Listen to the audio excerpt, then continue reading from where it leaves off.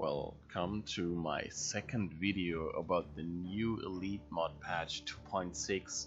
I've talked about general changes earlier, and now I will talk about the Chaos Space Marines faction. Starting with the globals, we see some very interesting changes. The blood sacrifice red cost has been increased from 150 red to 175. That obviously affects Chaos Lord players. It means that bloodletters can now be spawned at a cost of 175 red instead of just 150. It was judged to be a tad bit too strong for just 150 red, and has been ever so slightly increased to 175 red. Dark Flames I've talked about earlier in the general changes. General changes were its ability damage. I'm very sorry about that pop-up. Its ability damage. No, wait, it's not ability damage, but it has been changed to ability flame damage to not be so effective versus generators any longer. It could actually one-shot generators if they were all lined up perfectly for a Dark Flames. Dark Flames cost has been increased as well from 125 to 150, since it's considered very strong at the moment. Now, a very big change for Chaos Lord players that they will have to keep in mind is one concerning their Chaos Shrines, because Corn Shrines now only buffs, and really listen to this, it only buffs melee damage of nearby units, not all damage. So the cheese that was autocannons in the vicinity of multiple Chaos Shrines doing a maximum of plus 30% damage, it's now over. So it only buffs melee damage. I think that was a very well thought of change to the Chaos Shrine mechanic. Now we have the Zinj Shrine, which was always perceived to be underperforming when compared to the other two. It now grants a 50% courage damage resistance to nearby units. In a first iteration of the change, it was a flat value, it was plus 100 courage, but a plus 50% courage damage resistance. That sounds very nice, because it means that it will take a lot longer to suppress units, and that is always very useful if you're facing a lot of suppression teams. Now let's go to the heroes themselves. The Chaos Lord, I have talked about before. The Chaos Lord has received some very interesting changes. I've talked about it in the general video, in the general change log. The Chaos Lord has increased rotation rate now, so he will be more difficult to kite. And he also received a war cost reduction for his lightning claws. They now cost 50 requisition less. Lightning claws are a tier 2 war gear, and this 50 requisition cost reduction is a nice change, since Chaos Space Marines rely heavily on requisition come tier 2. Not so much in tier 1, but very much so in tier 2. Armor of the Inferno HP regen reduced from 1 to 0. Armor of the Inferno has always been a no-brainer choice, much like the spiky armor for the war boss. Since it gives you so much, it has given you 200 health, the HP regen, and the Let the Galaxy Burn ability. It was very much a no-brainer armor on a no-brainer hero, and that has been reduced to make the other armors more attractive. So Drain Life cooldown increased from 30 seconds to 40 seconds. Since it has been buffed, as you can see beneath, the damage now has been increased from 120 to 180 damage. It needed a slight nerf to the cooldown, since it would otherwise be very much too strong. I think the Drain Life damage that is inflicted now I think it didn't need changes. It has always been okay to lock down singular targets in place while the rest of your army either punches it to death or shoots it to death. But yeah, it's another buff for the Chaos Lord. Now let's go over to the Chaos Sorcerer. The Chaos Sorcerer's Rod of Warpfire has also reduced cost now.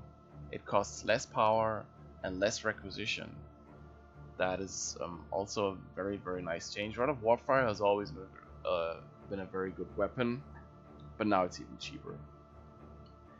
And a very curious change that many people have been talking about very controversially is the bolt pistol change of the Sorcerer. The bolt pistol from the Sorcerer now does more damage than it did before, so it will actually be effective at peeling off models.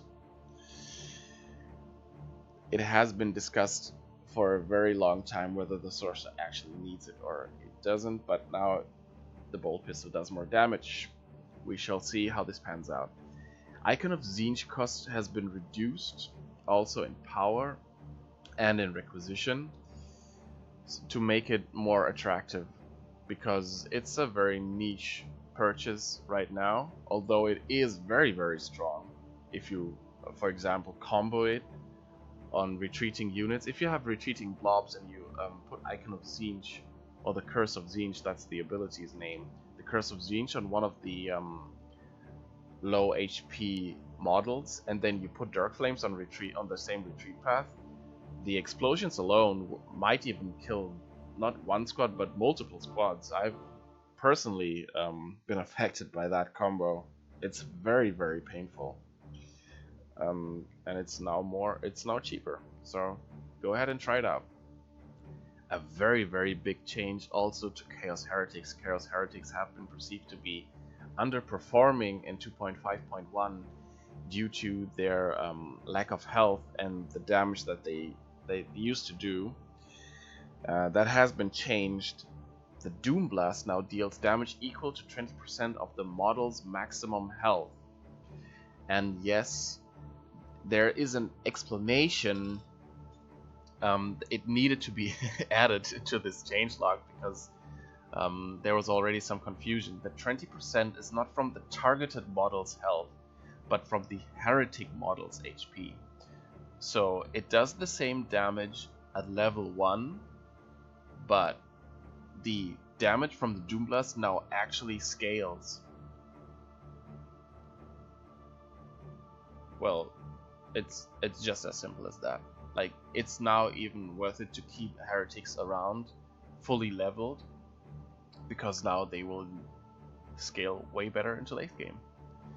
The aspiring champion population cost has been decreased from 5 to 4.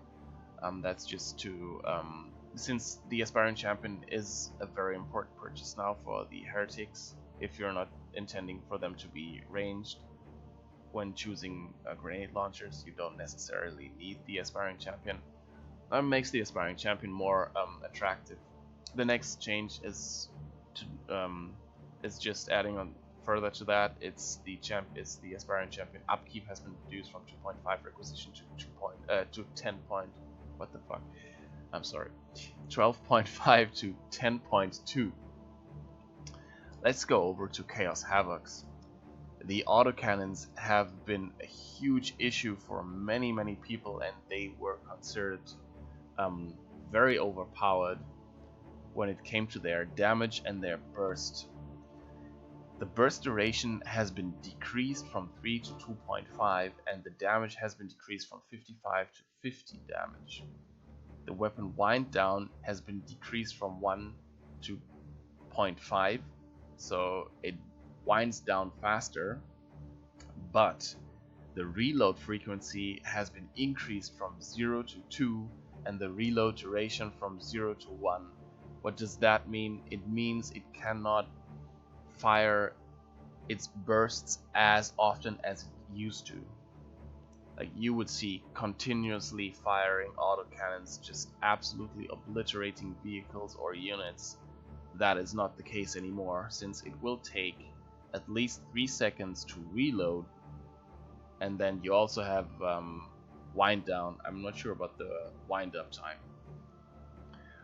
So yeah, autocannons have been nerfed in that regard.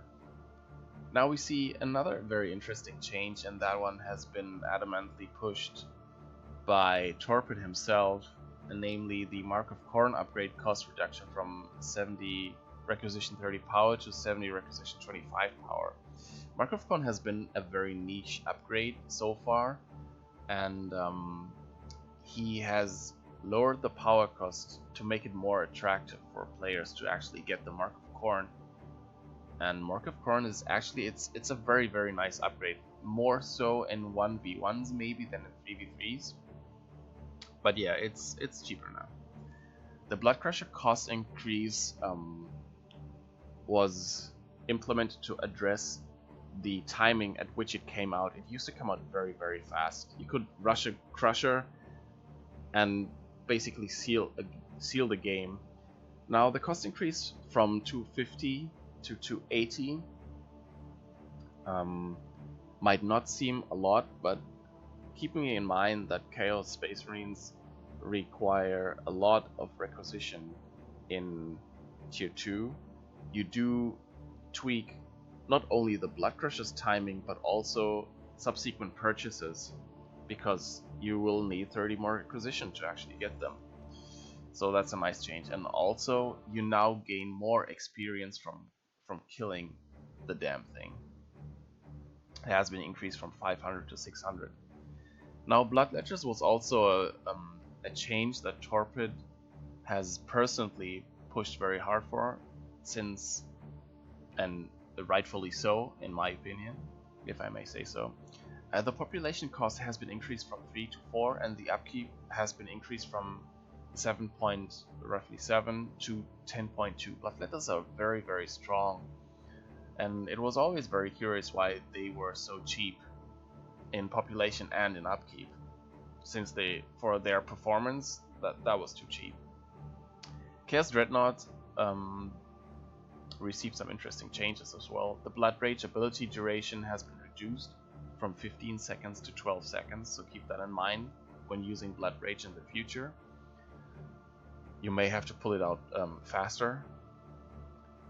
Chaos Dreadnought Blood Rage energy cost has also been increased from 60 to 70, which means you will not be able to use it as often, since you will have to wait longer for the energy to recover. Frenzied Barrage Flame damage has been removed. That is obviously something that affects the Mark of Tzeentch upgrade on the Dreadnought. The flame damage on the area that has been hit by the Frenzied Barrage has been removed to make it less damaging versus infantry units, since it's supposed to be an anti-vehicle upgrade. Mark of Tzeentch cost reduction from 130 power, from 100 requisition and 30 power to 80 requisition and 25 power is only fitting. Now, a very much needed change is to the Chosen Plague Marines. Chosen Plague Marines have been the center of a lot of frustration and anger and sheer rage, because Chosen Plague Marines were extremely strong in 2.5.1. They were melee powerhouses that could easily kill heroes. They could go toe to toe with Terminators. They could even threaten vehicles, like Death Dreads and transports. They were extremely strong. Now there have been some very, very hard nerfs. They have been hit by the nerf hammer very, very hard. First of all, their upfront cost is a lot more now. They cost 200 red instead of 175 red. And the call-in cooldown has been increased by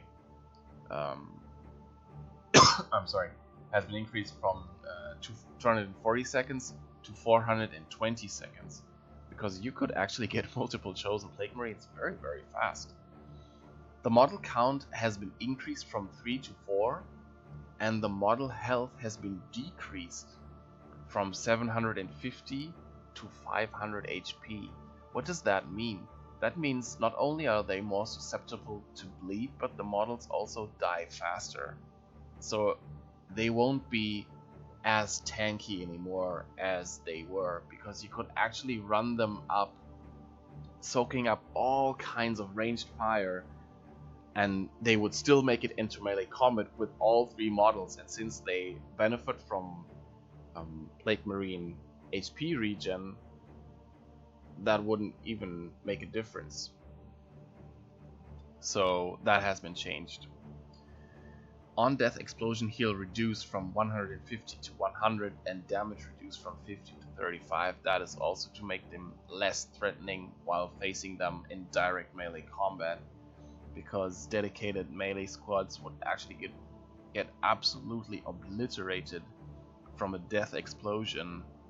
150 damage is quite a lot, and if the enemy squad would actually be too bunched up, could kill half a squad, if not even an entire squad. The knife damage has also been decreased from 20 to 15 damage per hit. Well, doesn't seem like a lot, but it actually is, because they do attack very quick with this knife. One of the major changes is the damage over time decrease from 5 to 4 damage per second on hit, and the damage over time damage is now changed from heavy melee to simple melee. Why is that one of the major changes? That is because they can now no longer absolutely destroy commanders, and they will now not be as destructive against vehicles as they have been before. So that is the changes concerning chosen Plague Marines. But don't be fooled, Plague Marines did get changed as well, and I've been in a game where people have already tested out new Plague Marines, and well, let's say the opinions differ on those changes. Their acceleration has been significantly decreased from 30 to 8. What does that mean? That is actually a nerf of their chasing capabilities.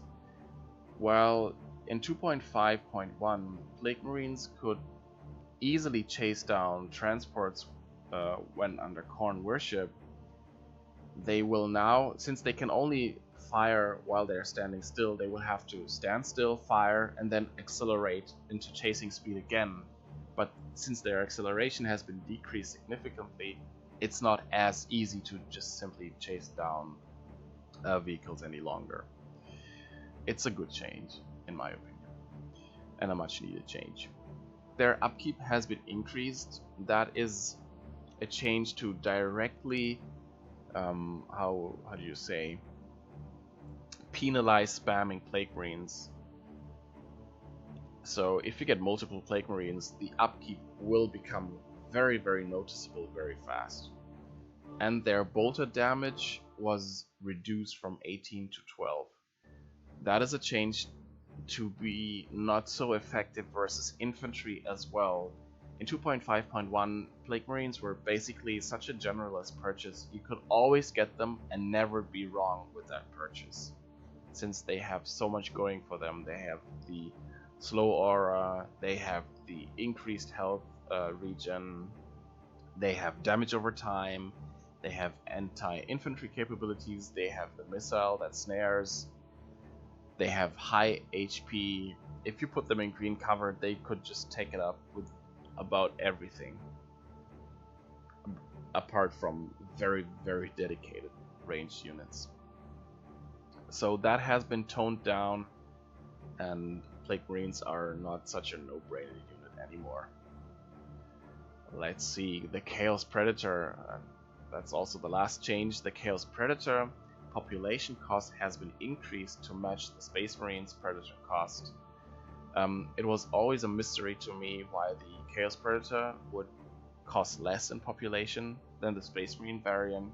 That has been addressed, and they are now equal in population cost. Well, that's all for the Chaos Space Marines. I'll see you in the next faction video, which will address the Eldar changes, which are, and I can tell you, plenty and very interesting.